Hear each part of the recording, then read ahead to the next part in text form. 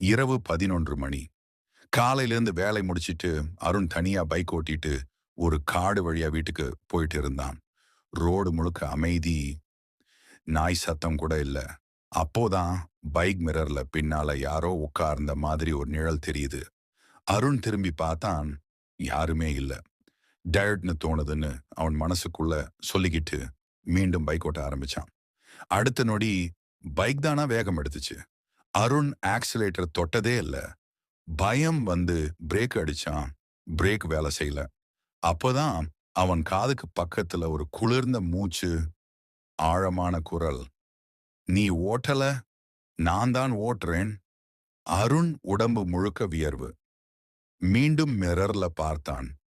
அவன் பின்னால ரத்தம் சொட்டுற முகத்தோட ஒரு உருவம் சிரிச்சுக்கிட்டு இருந்தது. அருண் அலறி பைக்ல இருந்து குதிச்சான். அடுத்த நொடி பைக் தனியா ஓடுச்சு அந்த உருவத்தோட. அடுத்த நாள் கால அந்த காடு ரோட்ல ஒரு பழைய பைக் நின்னுக்கிட்டு இருந்தது. மிரர்ல மட்டும் இந்த வரி எழுதின மாரி தெரிஞ்சது. "இனி இந்த பைக் என்னோடது."